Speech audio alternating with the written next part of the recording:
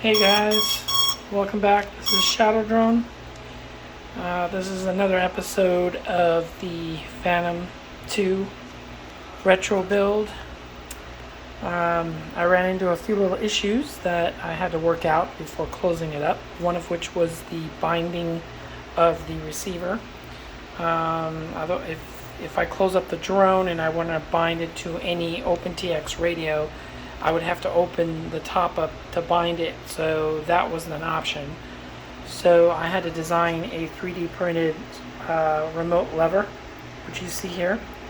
And it's 3D printed where it has a pin that goes into the binding plug. Okay. And then when you look inside here, you see that little white right there, this right there. See that? You push down on it and it depresses the binding switch and it allows you to bind to any OpenTX radio.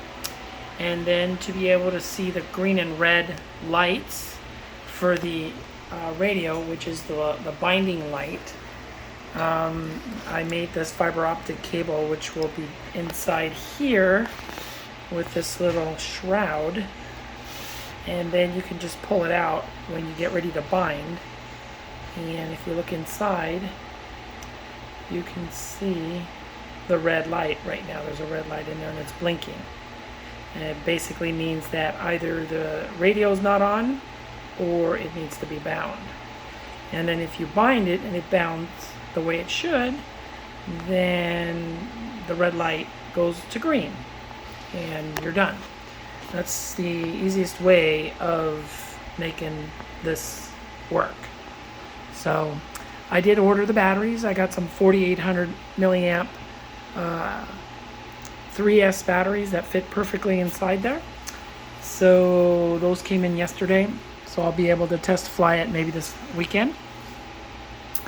I'm just finishing this thing up, finishing up the finer details, and trying to address all the possible upcoming issues that you would need to have taken care of to be able to bind the drone without taking it apart and stuff like that. So that's been handled. I'm just waiting for this stuff to dry.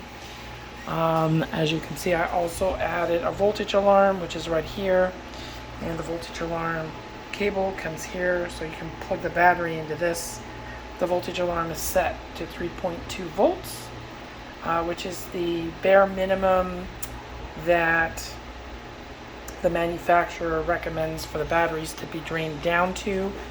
Like I said, once the alarm goes off, it basically means you're at 3.2 volts per cell.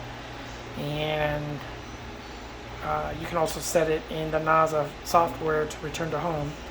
Or you can fly it until there's not enough power left and the drone just automatically descends. It's just a backup.